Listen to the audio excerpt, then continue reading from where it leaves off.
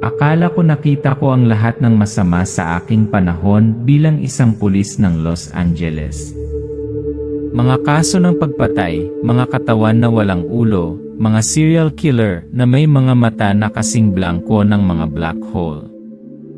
Ngunit wala, iginiit ko, walang makapaghanda sa akin para sa naghihintay sa akin sa Maplewood. Sumirit ang hamog na parang may ibinubulong. Dumating ako sa Maplewood noong Lunes ng gabi, sa 9:17. Napakakapal ng hamog na hindi ko makita ang 0 metro sa unahan. Nawala ng signal ang yita. Ako lang, ang malamig kong manibela at isang panyo na may ilang nanginginig na lapis mula sa tagapangasiwa ng gasolinahan. Ang tanda ng pagtanggap ng bayan ay lumitaw tulad ng isang lapida sa ulap. Maligayang pagdating sa Maplewood. Populasyon, 300. May nabasag ang numero, at nagsulat ng isang bagay ngunit nilamon ito ng hamog. Akala ko naglalakad ako sa isang normal na bayan. Pero hindi. Ang Maplewood ay hindi isang lugar kung saan ka pupunta para makahanap ng kapayapaan. Ito ay isang lugar kung saan tinititigan ka. Natahimik ang boses ng ilang segundo, pagkatapos ay lumalim, madilim. Pagkalipas ng 3 araw, tumakbo ako mula sa kakahuyan, may dugo sa aking sapatos, ang puso ko ay sasabog na. At ang huling narinig ko ay ang tinig ng aking asawa na namatay 6 na taon na ang nakaraan, umaalingaw sa ulap. John, umuwi ka na. Nakalimutan mo na ba ako? Kung makakita ka ng anino sa hamog, kung may marinig kang tumatawag patay, huwag sumagot. At kung sakaling pumunta ka sa Maplewood, bilangin ang mga tao sa bayan. Dahil hindi lahat ng nakatayo sa harapan mo ay tao. Ako ay isang retiradong pulis sa rural Vermont, at ang aking huling kaso ay kinatatakutan pa rin ako. Isang totoong kwento? Isang babala? O ito ba ay isang bagay na lumampas sa mga hangganan ng tao? Sabi nila justice always wins. Naniniwala ako noon. Naniniwala ito na sapat na upang ipagsapalaran ang aking buong karera upang ilantad ang katotohanan. Pero lumalabas, ang totoo itinulak lang siya sa dilim. Lie in night streets, magulong opisina, ang nameplate na Detective John Reeves ay inalis sa pinto. Ako si John Reeves, dating police investigator sa 15 years na nilulutas ang mga krimen, nang huli ng mga mamamatay tao, naghahabol sa droga. At isang araw, napagpasyahan kong gawin ang tama, tuligsain ang mismong mga taong tinatawag kong mga kasamahan ko. Ini-impact ni John ang kanyang mga gamit sa isang karton. Isang kasamahan ng dumaan, hindi nangangahas na tumingin sa kanya. Akala ko makikilala ako bilang isang bayani. Pero ang nakuha ko ay isang paglipat. Isang one-way ticket papuntang Maplewood, isang maliit na bayan sa kabundukan ng Vermont. Nagmamaneho si John sa isang paliko-likong kalsada sa bundok. Ang ulap ay kasing kapal ng isang buhay na bagay. Nawalan ng signal ang yes, at binaliktad niya ang isang paper towel na may ilang scribble na lapis. Nagmaneho ako kasama ang isang sulat kamay na mapa na ibinigay sa akin ng isang matandang lalaki sa isang gasolinahan ng Brattleboro. Nanginginig ang kanyang mga kamay na parang may Parkinson's. When asked, what's so special about Maplewood? Sabi lang niya, God help you. Ang tanda ng bayan ay nababalot sa hamog na ulap, welcome to Maplewood. Populasyon, 300, ngunit ang bilang ay scratched out. Naka-zoom in, naka-scroll sa pulang ballpen, hindi lahat ay tao. Nagmaneho si John sa Main Street, mga saradong tindahan, kumikislap na mga ilaw ng neon, nagbabalat na pintura. Napatingin sa kanya ang mga dumadaan, hindi kumukurap, mga baluktot ng ngiti. Something's wrong here. Very wrong. Parang ang bayang ito ay nawasak at ang natitira ay isang shell lang. Pumunta si John sa police station. Mga dilaw na ilaw, amag na kisan, mga computer mula noong nakaraang siglo.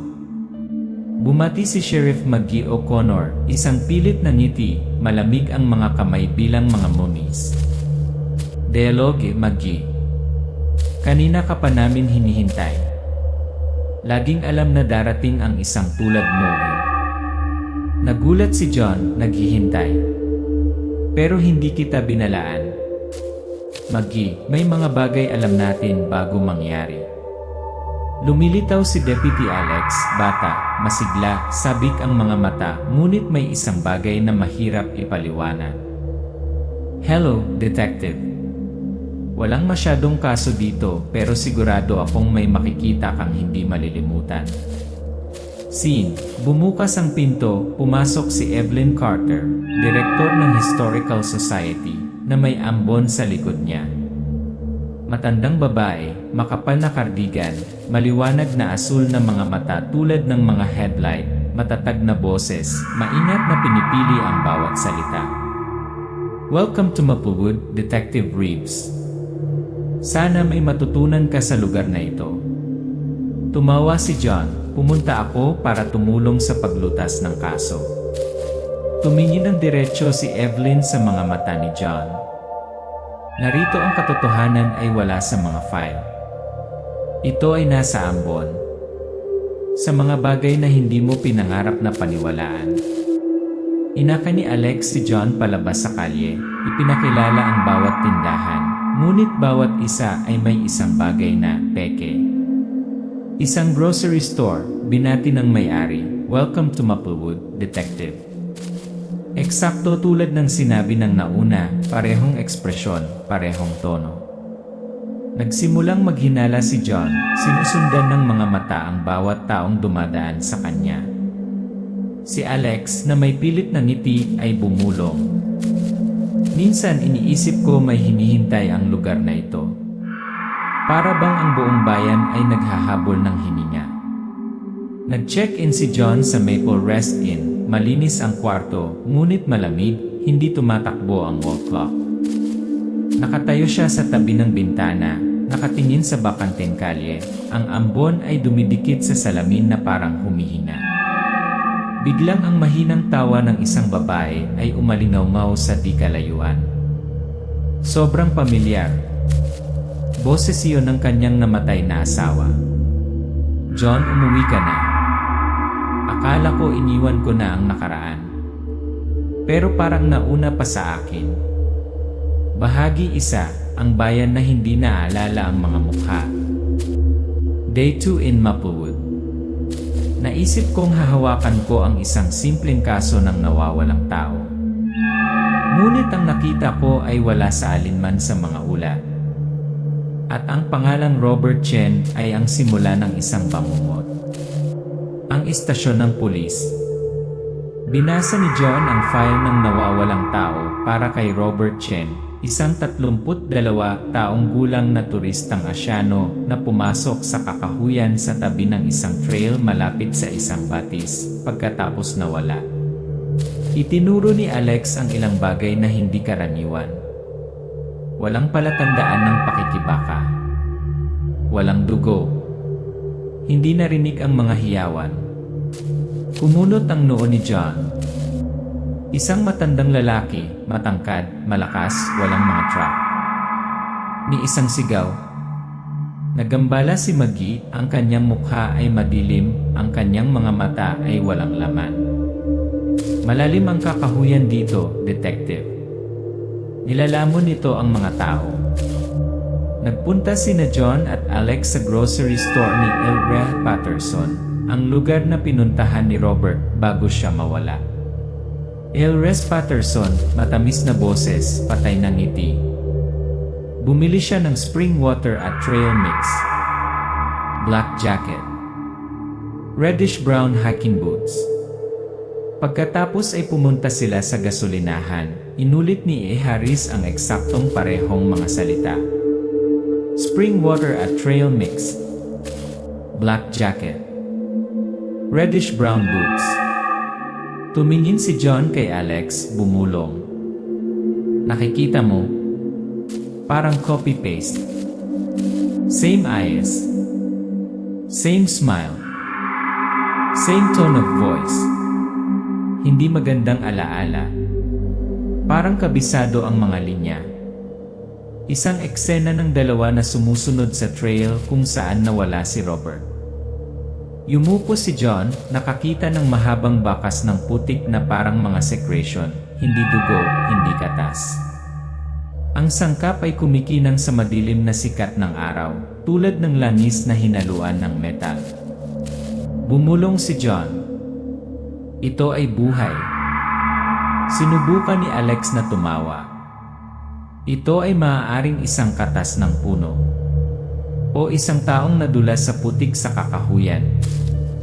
Si John ay tahimik, nakatingin sa malayo, kung saan ang kakahuyan ay naging kulay abo nang tumaas ang ambon. Sa pagbabalik, nang madaanan niya ang bukas na lugar malapit sa inn, narinig ni John ang pagtawa ni Rachel, ang kanyang namatay na asawa. Siya ay tumigil na patay, ang etyo ay umalingaw na. John, iniwan mo ako.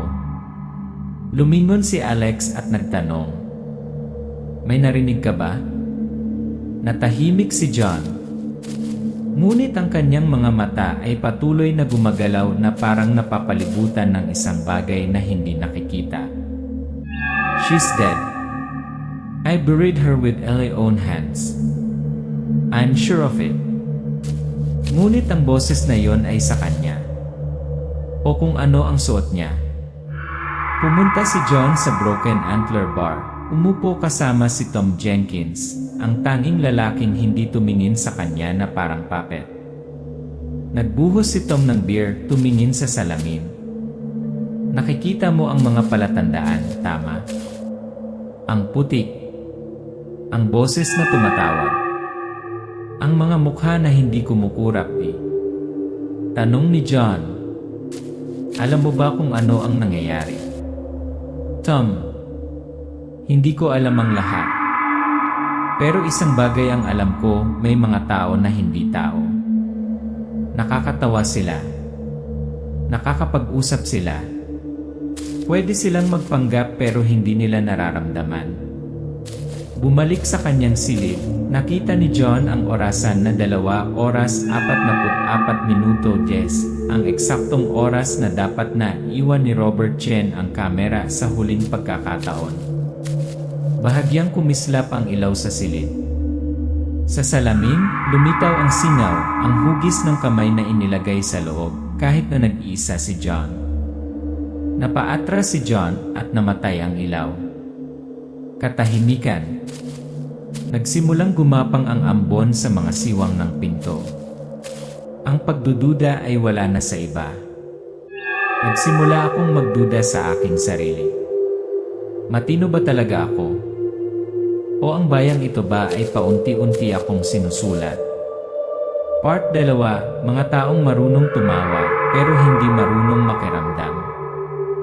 Madalas itanong ng mga tao, kung ang iyong mahal sa buhay ay bumalik mula sa kamatayan, yayakapin mo ba sila? Tanong ko, paano mo nalaman sila talaga?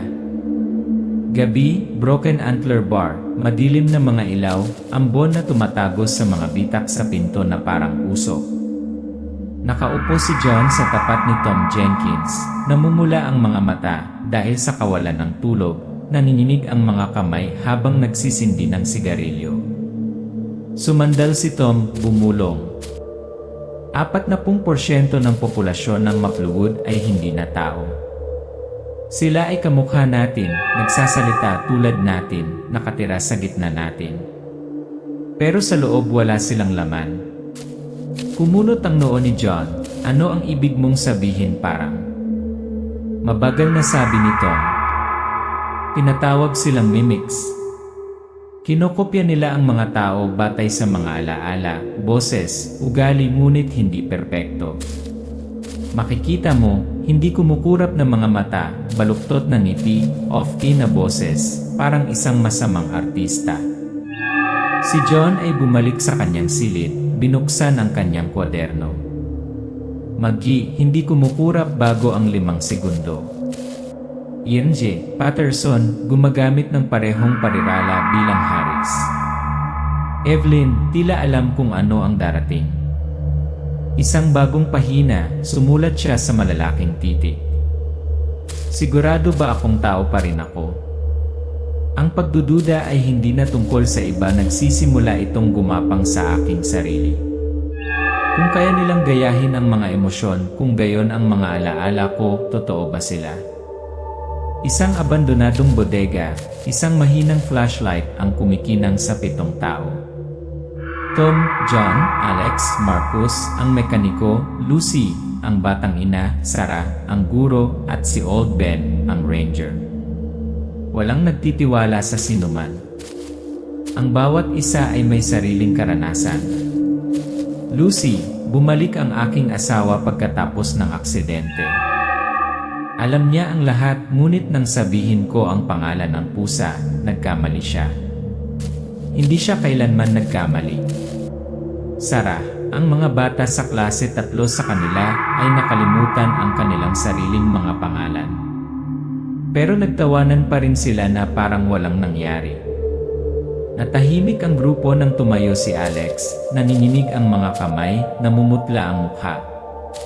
Nabulunan ang kanyang boses. Kagabi, narinig kong tumatawag ang nanay ko sa labas ng bintana. 2 taon na siyang patay. Lumabo ang kanyang mga mata. Nakatayo siya roon sa ulap, sinasabing masyadong malamig, gustong buksan ko ang pinto. Ang kanyang boses ay basag. Ako muntik ko nang mabuksan. Doon ko naintindihan, this was not a missing person case. Ito ay isang impeksyon. Isang bagay na dahan-dahan pinapalitan ng mga tao. Tumayo si Marcus.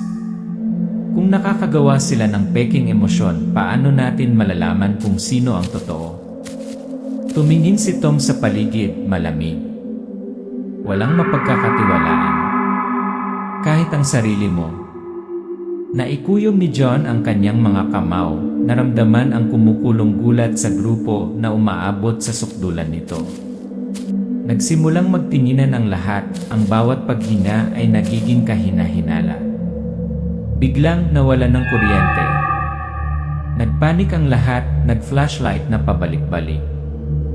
Knock, knock, knock, knock. Isang boses ng bata ang umalingaw-ngaw mula sa labas ng pinto. Mommy, pagbuksan mo ako ng pinto. Nanginginig si Lucy at bumagsak, sumisigaw, iyan hindi ko anak. Hinawakan ni John ang baril, ang kanyang boses ay sumisigaw. Huwag papasukin ang sinuman. Alam nila na nasa meeting tayo. Alam nila at hindi nila kailangang sirain ang pinto. Kailangan lang nilang magpanggap bilang isang taong mahal nila. Ang mga salita ay lumitaw. Part 3. Kapag ang mga alaala ay maaaring kopyahin, sino ang tunay? Lahat ng kalsada ay patungo sa kabubatan. At lahat ng bakas nagtatapos sa isang lugar na hindi minarkahan sa mapa. Isang pugad kung saan may ipinanganak at kinopya ang anyo ng tao. Maagang umaga, si John, Tom, Alex, Sarah, at Marcus na may dalang mga backpack, baril, flashlight, ay pumunta sa kabubatan. Sinusundan ang landas ng kumikinang na putik na nakaunat sa ilalim ng mga ugat ng puno. Habang lumalalim ang mga ito, mas humihina ang natural na liwanag na para bang hindi maarok ng araw ang makakapal na mga dahon. Bumulong si Sarah. Ang mga puno dito ay lumilingon sa amin. John, tumigas ang mukha. Nakapasok na tayo sa teritoryo nila. Dumating sila sa isang batis na kasing itim ng tinta na walang liwanag. Sa ilalim ng tubig, may gumalaw, isang masa ng putik na parang tibok ng puso na gumagawa ng tunog tulad ng paghinga ng isang taong walang baga. Napaatras si Marcus. Diyos ko, buhay ang bagay na ito. Biglang lumipat ang ambon, naging hugis tao, nagsimulang lumitaw ang mga nilalang. Mula sa tubig, mula sa mga siwang, mula sa mga ugat ng mga puno, matangkad, payat, walang mukha ng mga nilalang, mga braso na umaabot hanggang tuhod, balat na pinahiran ng isang layer ng langis. Naglakad sila na may mga tinig ng ina, ng asawa, ng anak, ng nawawalang kasintahan, umaalingaw sa bawat tenga nila. Sumigaw si Sarah, sinusubukang tumakbo patungo sa iboses ng anak, ngunit pinigilan siya ni Tom, sumisigaw. Hindi anak. Hindi nila kailangan ng pangil, hindi nila kailangan ng armas. Kailangan lang nila ng mga boses para mapunit ang espiritu. Sumugod ang mimics, napakabilis ng kidlat, sa mga puno, paakyat sa mga bangin. Si Marcus ay hinila sa ilalim ng tubig, naiwan lamang ang kanyang cap na lumulutang sa hangin. Naputol ang liig ni Sarah sa himpapawid, isang maputlang kamay ang humawak sa kanyang lalamunan ng ilang segundo. Tumakbo sina John, Tom, at Alex, sumugod sa mga palumpong, may dugo sa kanilang mga kamiseta, ang hamog ay naging maputlang pula sa likod nila. Gumapang silang tatlo pabalik sa lumang hunting lodge ni Tom, kahoy, kalawangin, ngunit matibay. Tom, ginawa ito ng aking lolo upang maiwasan ang mga oso. Ngayon, ito ay upang maiwasan iba pa. Kinalampag ni John ang pinto, inibold ito, at ang mga gasgas mula sa labas ay parang mga kutsilyong nagpuputol ng kahoy. Hindi na natin alam kung sino. Hindi natin alam kung araw o gabi. Isa lang ang sigurado. Kung mayroon pa ring pugad, hindi sila titigil. Binuksan ni Tom ang kahoy na drawer at inilabas ang isang kahon ng wire na pulbura, isang luma ngunit magagamit pa rin na fuse. Tanong ni John, kaya ba natin? Tom, hindi sigurado. Ngunit kung hindi natin susubukan ang bayang ito ay walang iba kundi mga bangkay. Ang tatlo sa kanila ay nagplano ng isang pag-atake sa pugad, gumuhit ng isang diagram sa sahig na gawa sa kahoy na may isang piraso ng sinunog na uling. Part 4. Kapag ang mga copycats ay may pugad kung gayon ang sangkatauhan ay biktima lamang. Ay niti iray sat si ay yanelan. Iyan may ay niti eleni siyan ay iray na. Si siyan lilayan, has ilay has il ene nani will saw alyan ilay ene iyan. Try na iyan, John, Tom, Alex, banikwa iyan, at thak sen, ni alisuyan. Ayan isiyan ni Chuin. Say tingyat liyan, yalay atusat, ahay tiluon. John nikay iyan mingi, nikay it and ray and dang wrong ay, ene ang ene. Kay John gi kuwa yan, emulong yilaniksoin kwa noan. May gig som kwan yanali. Ayan iyan and then. Ayan isiyan Tom. Ayan isiyan Rani. Si Sion ndingi ilene si Dan yan, truing soyane, Dan ay, snibikwa sedje. El alyan ni yanali. Ang gilit yan si Eo ti yankin. Yan andi itay. Edilir emyi lilitrong mu. El alanagit. En hai man kweli adyani. Stayday gal latimon. John Chong Dien, yu te nu an bit yi arean. Tom yi dan iksa. Ira ye, John. Ail ay. John and then senakis. Lucy ena enitilan and editi ran, mang deo ritiran, ran, anray, atingo alende arman yese. Ebulu rom chuin. Ay. Eman ranitan ragnay wilali. Mikey Lear nantian ilan anilan di John Maplewood. Lan nila so, yi lira Maplewood tier liwan yan andi itine. Niyan alay anal si Chujan. Chubayan Keanu Reeves. Equalayan tinoha. Ayan ilay anayin chen. Ayan ilay hay Sarah. Ayan ilay gia MC Saudi siyan tatlong yan ito. Tumkway sang John. And bit ayane. Ti na ilig na adene. Ay hindi ayo ang ani. Iyan bayan alan tito. Nisi adan kito. Mapuwid alan isin da giran. Il iya kebu ne.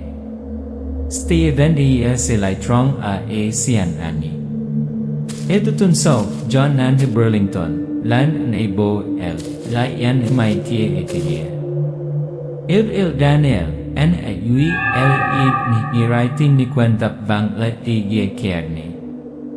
John and Kunem Rizal. And Kweli.